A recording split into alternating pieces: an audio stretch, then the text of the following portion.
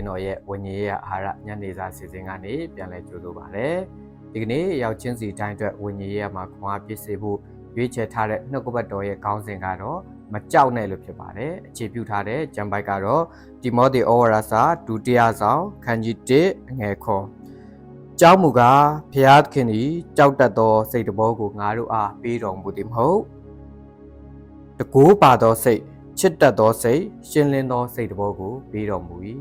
ဒီကနေ့ကျွန်တော်တို့အားလုံးယုံကြည်ကိုးကွယ်တဲ့ဘုရားသခင်ကကျွန်တော်တို့ကိုကြောက်တတ်တဲ့စိတ်တဘောကိုလုံးဝမပေးဘဲနဲ့ဘုရားပေးတာကတကူပါတဲ့စိတ်တွေချစ်တတ်တဲ့စိတ်တွေရှင်းလင်းတဲ့စိတ်ကိုပေးတာဖြစ်တယ်ဒါကြောင့်မလို့ဒီကနေ့မှာမိတ်ဆွေကြောက်ရွံ့နေလားစိုးရိမ်နေလားထိတ်လန့်နေလားထိုအရာကဘုရားသခင်စီကလာတဲ့မဟုတ်ဘူးဆိုတာကိုမိတ်ဆွေကိုသိစေခြင်းတယ်ဆိုတော့ကျွန်တော်တက်တာထဲမှာစိုးရိမ်စရာတွေပူပန်စရာတွေမရှိဘူးဘုရားသခင်ဒီကျမ်းစာထဲမှာအမျိုးမျိုးသောအများစွာသောကျမ်းစာတွေနဲ့တင်းတို့ကိုခွန်အားပေးထားတာဖြစ်တယ်ဒါကြောင့်မလို့ဒီကနေ့မှလည်းမကြောက်ဖို့ကျွန်တော်အနေနဲ့ဒီနှုတ်ကပတ်တော်လေးနဲ့ခွန်အားပေးခြင်းနဲ့ဆိုတော့ကျမ်းစာထဲမှာပါတဲ့ဒါဝိဒ်ရဲ့အသက်တာဆင်ခြင်ကြည့်ပါသူပထမအဦးဆုံးကြုံတွေ့ရတဲ့စစ်ပွဲကလူအနေနဲ့စဉ်းစားမယ်ဆိုရင်တော့ကြောက်စရာတွေပြည့်နှက်နေတဲ့စစ်ပွဲပဲဖြစ်ပါတယ်သူရင်ဆိုင်ရမယ့်ရန်သူကစစ်ပညာအထူးလေ့ကျင့်ထားပြီးတော့မှစစ်ဝိတ္တစာအပြည့်စုံနဲ့အရက်အမောင်းကလည်းကြီးမားလာတဲ့ဂေါလိယနဲ့သူရင်ဆိုင်ရမယ်တိုက်ပွဲကိုသူ့အနေနဲ့ကြုံတွေ့ရတာဖြစ်ပါတယ်လူအနေနဲ့စဉ်းစားရင်တော့ကြောက်စရာအရန်ကောင်းပေမဲ့ဖယားသခင်ဒါဝိဒ်နဲ့အတူရှိတဲ့အခါမှာသူလုံးဝကြောက်စိတ်မရှိဘဲနဲ့ထိုကြောက်စရာကောင်းတဲ့ရန်သူကိုဖယားသခင်ရဲ့အတူပါရှိခြင်းအပြင်တိုက်နိုင်တာဖြစ်တယ်ဖယားသခင်စီကလာတဲ့တကူပါတဲ့စိတ်ဖယားသခင်စီကလာတဲ့ရှင်းလင်းတဲ့စိတ်ဖယားသခင်စီကလာတဲ့သူ့ရဲ့လူမျိုးတွေဖယားရဲ့လူမျိုးတွေကိုချစ်တတ်တဲ့စိတ်နဲ့ဒီဂေါလိယကိုသူရင်ဆိုင်တိုက်ခိုက်တဲ့အခါမှာဖယားကအံ့ဩဖွယ်အောင်မြင်ခြင်းကိုပေးတာဖြစ်တယ်အဓိကဒီတိုက်ပွဲအောင်မြင်ရခြင်းရဲ့အရင်ခံကဒါဝိဒ်စီမှာကြောက်တတ်တဲ့စိတ်မရှိဘဲနဲ့ဖယားရဲ့ရှင်းလင်းတဲ့စိတ်ကိုရှိပြီးတော့မှဒီကြောက်စရာကောင်းတဲ့ရန်သူကိုသူကအနိုင်တိုက်နိုင်တာဖြစ်တယ်ဒါကြောင့်မလို့ဒါဝိဒ်ရဲ့အသက်တာကိုဆင်ခြင်နေဆိုရင်ကြောက်စိတ်လုံးဝမရှိဘဲနဲ့သူ့ရဲ့အသက်တာမှာဖယားကိုအားကိုးပြီးတော့မှရှောက်လန်းတယ်ဆိုတာကိုတွေ့ရပါတယ်ပြီးတော့ဒံယေလရဲ့အသက်တာလည်းဆင်ခြင်ကြည့်ပါမိတ်ဆွေသူက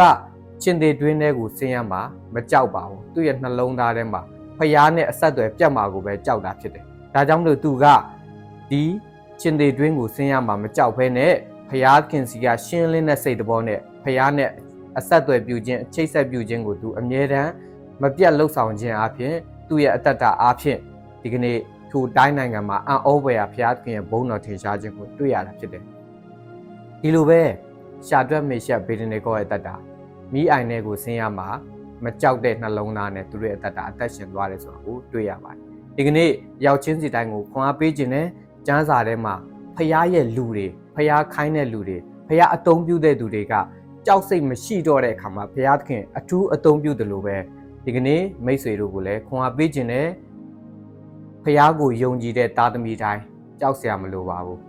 ဒီကနေ့တင့်အနေနဲ့ကြောက်ရွံ့မှုတွေစိုးရိမ်မှုတွေထိတ်လန့်မှုတွေရှိနေတယ်ဆိုရင်ဒီနှုတ်ကပတ်တော်ကိုဆင်ခြင်ခြင်းအပြင်ပြန်လဲပြီးတော့မှခွန်အားယူပါဖယားသခင်ကကျွန်တော်တို့ကိုကြောက်တတ်တဲ့စိတ်ကိုလုံးဝမပေးပါဘူးတကိုးပါတဲ့စိတ်တွေရှင်းလင်းတဲ့စိတ်တွေတကယ်ချစ်တတ်တဲ့စိတ်တွေကိုဘုရားသခင်ကပေးတာဖြစ်ပါတယ်ဒါကြောင့်မလို့ဒီကနေ့မှာဒီနှုတ်ကပတ်တော်လေးအပြင်အခြေပြုပြီးတော့မှ